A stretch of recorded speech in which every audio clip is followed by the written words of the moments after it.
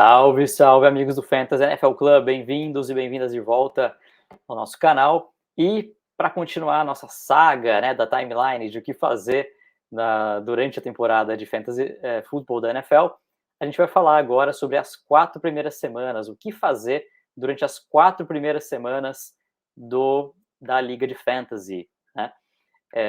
Então vamos lá. Para as 4 primeiras semanas estão dentro daquele cronograma, das etapas que a gente passou para vocês. A pré-temporada, a gente falou no primeiro vídeo. O draft, a gente falou no vídeo anterior. Esse vídeo a gente vai falar sobre as 4 primeiras semanas. E os próximos a gente vai falar sobre as bye weeks, sobre o meio da temporada, sobre a preparação para os playoffs, sobre os playoffs e a pós-temporada. Legal? Então vamos lá, começando a falar das 4 primeiras semanas. De novo, nosso checklist aqui de o que fazer nas 4 primeiras semanas durante uma liga de fantasy futebol. Primeiro, a gente precisa avaliar o desempenho real dos times versus o desempenho projetado. Ou seja, quando a gente draftou, a gente tinha expectativas de esse time é muito bom, agora com esse novo quarterback esse time vai ser melhor ainda. Tá acontecendo mesmo? O time começou com lesão nas primeiras semanas, acabou com o time, cara. Tá na hora de se desfazer, né? Então, o que eu faço durante as 4 primeiras semanas? A gente está sempre pensando em trocas, tá? Trocas no sentido, quem tá bem e tá seguindo minha projeção, eu vou manter no time. Quem não tá, eu preciso trocar logo antes que esse jogador perca qualquer valor, né? O que acontece muito nas primeiras semanas? Se um jogador seu tá indo mais ou menos, você já começa a desconfiar. Putz, esse cara era bom. Será que esse vai ser o último ano dele? Será que esse cara vai ser ruim de hoje em diante? É muito comum isso acontecer. Então, o que acontece? Se você propõe uma troca para alguém que está pensando nisso, no jogador dele, pessoa que não se projetou, não viu esses vídeos aqui, e você propõe uma troca com um jogador seu que você já sentiu que não vai dar certo, mas o cara ainda não, né? O cara viu seu jogador fazendo alguns pontos. Ele vai lá e ele aceita a troca. Então, você se livra de um cara enquanto o cara ainda tem valor no mercado, tá? Isso é importante. Geralmente com veteranos que começam a dar espaço para rookies depois de primeiras semanas de baixo desempenho, tá? Muito comum os veteranos se machucarem no começo da temporada. É muito comum os veteranos demorarem algumas semanas para engrenar, né? Então, é comum que no começo da temporada, nas 4 primeiras semanas, você veja alguns veteranos ainda tentando decolar ou perdendo vaga para os rookies, tá? Então, fica de olho nisso daí, porque dentro das 4 primeiras semanas, todo jogador do draft ainda tem praticamente o mesmo valor que ele tinha no dia do draft. Depois as coisas começam a se confundir. Aí o bicho começa a pegar e fica mais difícil trocar, tá? Então, se livra do que não tem valor logo no começo da temporada, tá? Para você não correr o risco depois de perder esse valor, jogar esse cara de volta no waivers e alguém pegar ele lá de graça, tá? Segundo ponto, avaliação dos pontos fortes e fracos dos times no ataque, passando e correndo. Quem que eu achei que ia estar bom passando, que estavam passando? O quarterback está indo bem? Ou é algum wide receiver que está indo bem? Tem algum rookie que está recebendo bem? Então, quem está forte no passe? A mesma coisa para quem está correndo. Pô, quem são os times que estão correndo bem com a bola? A linha ofensiva está ótima, os running backs estão, cara, dominando. Fica de olho, porque você quer ter uma fatia desses times, né? Esses times têm upside. Se um time é muito bom correndo, ele vai correr até o fim. Se é muito bom passando, ele vai passar até o fim. E você quer um pedaço dessas fatias para o seu time poder pontuar, né? Com estratégias que vão dar prioridade. O seu jogador vai ser o coadjuvante do time na realidade. Então você não quer deixar isso aí passar, tá? A mesma coisa, pontos fortes e fracos do quê? Do front seven de cada time. Porque é importante o front seven, você conhecer o front seven, né?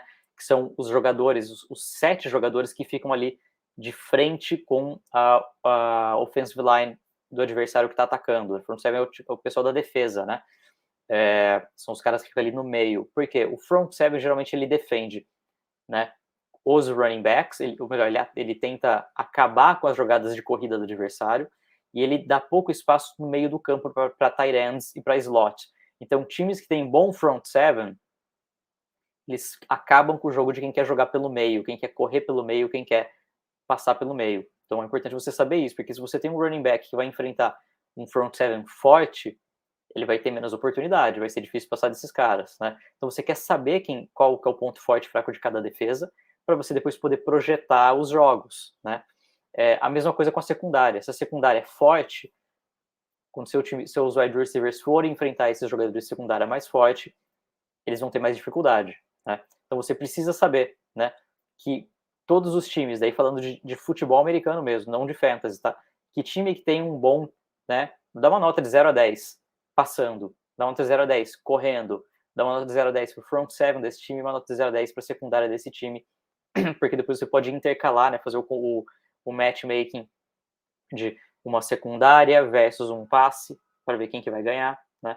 Um front seven versus uma corrida ou tight ends para ver quem que vai ganhar e saber, né, a facilidade ou não que um time vai ter contra uma outra equipe. Então, importante saber isso durante as primeiras 4 semanas, porque isso dita também que os times estão indo na direção que a gente planejou. Peguei um running back que corre forte, de um time que tem foco em corrida. Legal, todo o caminho certo. Eu peguei um running back 1 de um time que mal corre e que tá perdendo todos os jogos. Cara, se livra dele.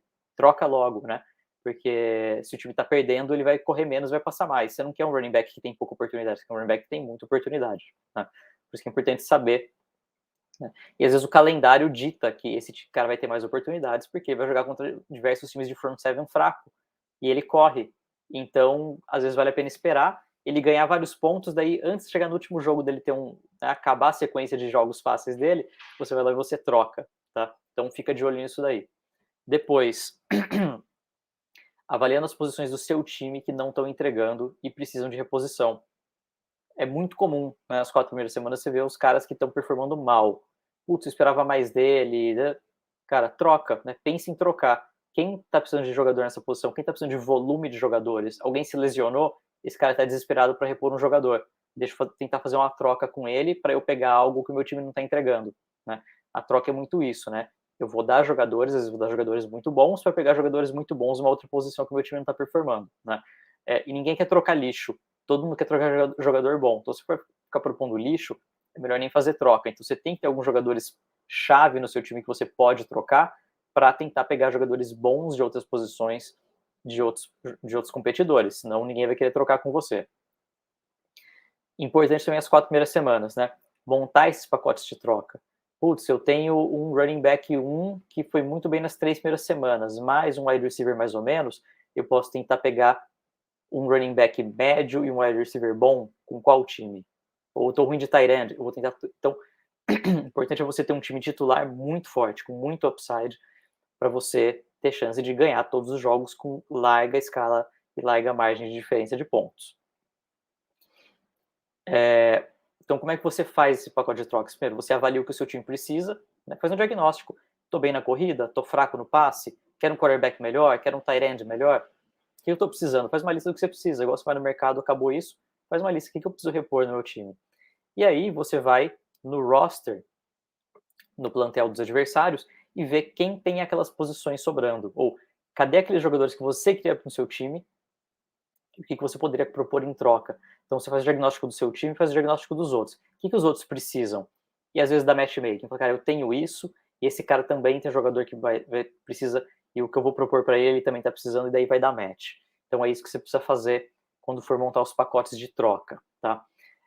Então, pela necessidade dos outros times, o que eles querem, que qualquer coisa que eu oferecer eles vão ter interesse, e depois as suas necessidades. O que eu quero, que eu estou disposto até a pagar caro para ter um jogador disso, esse jogador no meu time. Então, você pode fazer essas dois diagnósticos, que os outros precisam, que você precisa, e tentar encaixar, né, possíveis trocas com os outros competidores. E, por fim, a reavaliação do calendário. O que acontece? Depois da 4ª semana, você já viu se o time que era para ser bom está indo bem, ou quem que era bom e está falhando, quem que era para ser ruim e está superando, está surpreendendo, e você já começa a reprojetar o calendário. Com 4 semanas de jogo, você entra na área de pesquisa da sua liga e vê a análise das defesas. Ranking de defesas que cedem mais pontos para quarterback, para wide receiver, para running back, para tight end, para kicker, para tudo, né? E daí você fala assim, cara, legal, então eu acho que eu tenho um calendário favorável para o meu time, porque o meu time é forte nisso, e ele vai pegar times que são fracos no ponto forte do meu time.